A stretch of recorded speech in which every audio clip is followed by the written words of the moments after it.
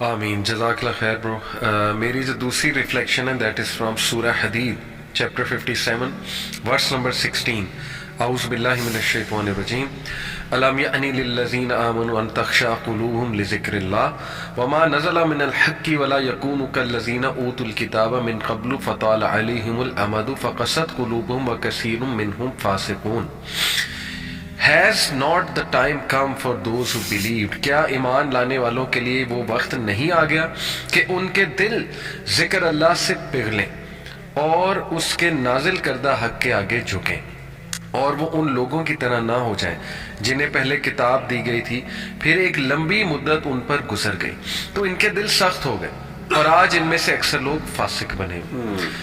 یہ جو آیا ہے اس کے حوالے سے تفسیر میں ایک سلف جو ہے ان کی سٹوری بیان ہوتی ہے جو میں لوگوں کو بتانا چاہوں گا اور چاہوں گا کہ وہ مزید پڑھیں.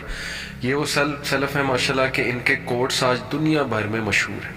And he is one of the great scholars and his name Fuzail ibn Iyaz. Fuzail ibn ایاض کون ہے میں انشاءاللہ جو ہے وہ کوئکلی سب کو بتاتا ہوں. فضیل ابن ایاض پہلی تو بات کہ یہ کافی ارلیسٹ اسکالرز میں سے ہے، یعنی ان کی برتھ کے بارے میں تھوڑا سا اختلاف ہے لیکن یہ کہ ڈیتھ 803 سن عیسوی میں ہوئی، یعنی آپ کہہ لیجئے کہ ہجری بنتی ہے 186 تقریباً، یعنی he is one of the earliest. اور مکہ میں ان کی ڈیتھ ہوئی اور یہ سمرقند کے علاقے میں ان کی برتھ ہوئی، ازبکستان اور خراساں کے علاقے میں یہ رہائش پذیر تھے اس ٹائم کا جو خراساں کا عبداللہ بن مبارک کے ساتھ میں جی بالکل ان کا بڑا واقعہ مشہور. بالکل ایسے ہی ہے. تو prior to his conversion, convert ہونے سے پہلے فضیل کا پیشہ تھا ایک بینڈٹ اور ان کے گینگز تھے. ہی یوز ٹو رن گینگز. یہ کس علاقے میں؟ ہائی وے میں جو ہوتے تھے یہ اس دور کے سیریا اور خراساں کے علاقے کے، اس میں جو کاروانز آ رہے ہوتے تھے اور جو ٹریولرز آ رہے ہوتے تھے ان کو یہ لوٹا کرتے تھے، یہ اور ان کے جو بینڈٹس تھے. اور اس دور میں ایون دو یہ مسلمان ہی تھے، بلکہ روایات میں آتا ہے کہ یہ نماز بھی ادا کرتے تھے، روزے بھی رکھتے تھے، لیکن ساتھ میں یہ چیز بھی کرتے تھے وچ مینس کہ دل شاید سخت ہو گیا تھا یا منافقت تھی. آج بھی آپ دیکھیے نا کئی لوگ نماز بھی پڑھتے ہیں، روزے بھی رکھتے ہیں، لیکن آن دی ادر ہینڈ وہ دو نمبریاں بھی چل رہی ہیں، فراڈ بھی چل رہا ہے، سب کچھ چل رہا ہے، اللہ معاف کرے. تو بڑی انٹرسٹنگ بڑی زبردست ان کی سٹوری ہے کہ he was deeply in love with a girl, اور یہ انہیں اکثر یہ چوری کے جو گفٹس تھے ڈاکہ ڈال کے یہ انہیں اس کو بھیجا کرتے تھے، اس خاتون کو بھیجا کرتے تھے. تو ایک دن ایسا ہوا کہ یہ دیواریں پھلانگ کے اسی سے ملنے جا رہے تھے، اپنی جو معشوقہ تھی اس سے ملنے جا رہے تھے. تو راستے میں ایک گھر سے انہیں قرآن مجید کی تلاوت کی جو ہے وہ آواز آئی، اور وہ کون سی ورس تھی؟ وہ یہی ورس تھی الم یأن للذین آمنوا ان تخشع قلوبہم لذکر اللہ. اور یہ پوری آیت جب انہوں نے سنی تو یہ رونے لگ گئے اور انہوں نے کہا کہ فضیل کیا تو اتنا منافق ہو گیا، کیا تیرا دل اتنا سخت ہو گیا کہ تجھے باقاعدہ اللہ میسج دے رہا ہے، یاد دہانی کرا رہا ہے، لوگ تجھ سے ڈرتے ہیں، لوگ تیرے خوف سے جو ہے وہ باہر نہیں نکلتے. ترجمہ کر دیں آیت کا، کیا آیت سے مراد ہے؟ آیت سے مراد ہے کیا ایمان لانے والوں کے لیے ابھی بھی وقت نہیں آیا کہ ان کے دل اللہ کے ذکر سے پگھلیں اور اس کے نازل کردہ حق کے آگے جھکیں. تو فضیل ابن ایاض نے اسی وقت توبہ کی، استغفار کیا. دیکھیے یہاں سے ایک بڑا امپورٹنٹ پوائنٹ ثابت ہوتا ہے کہ اللہ سبحانہ و تعالیٰ آپ کو میسج دیتا ہے کہیں نہ کہیں سے. یہ نہیں ہم کلیم کر سکتے کہ آمد اللہ کہ جی میرے پاس تو میسج نہیں آئی، اللہ یہ کہ کوئی بہت ہی ایکسیپشنل سچویشن، یا اللہ کسی کے تھرو، یا قرآن مجید کبھی آپ کے کانوں میں جو ہے اس کا ترجمہ آ جائے گا، یا یہ کہ کوئی کلپ آپ کے سامنے آ جائے گا، کچھ نہ کچھ آ جاتا ہے کیونکہ اللہ تعالیٰ wants to give you a message. لیکن ان کی خاص بات کہ انہوں نے اس میسج کو سیریس لے کے اس کو انٹرنلائز کیا اور وہاں پہ توبہ کی. یہ اصل میں بات ہے which differentiates Fuzail ibn Ayaz from us from common people، کہ ہم دن رات اللہ کی باتیں سن رہے ہوتے ہیں لیکن وہ اثر نہیں ہو رہا تھا، وہ انٹرنلائز. بہرحال اللہ کی طرف سے ہی اثر ہے تو اللہ سے اس کی بھی دعا کرنی چاہیے کہ اللہ ہمارے دل کھول دے. بہرحال واقعہ آگے جاتا ہے. فضیل ابن ایاض نے اسی وقت توبہ کی اور تمام وہ چیزیں جو لوگوں سے لوٹی ہوئی تھیں جو اس وقت ان کے پاس تھیں وہ انہیں واپس کر دی، اور باقیوں کو کہا کہ اگر آپ کلیم کرنا کچھ چاہتے ہیں مجھے بتا دیں.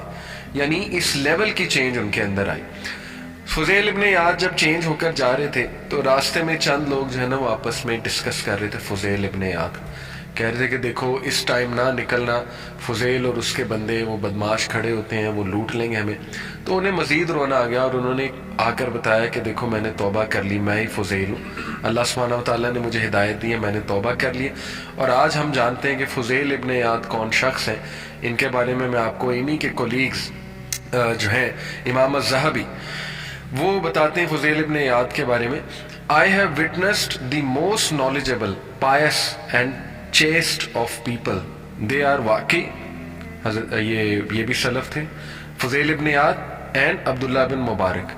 اور ان کے کنٹمپرری عبداللہ بن مبارک انہیں کہتے ہیں I believe there's no one left alive on the face of this world who is better than Fuzail ابن عیاض.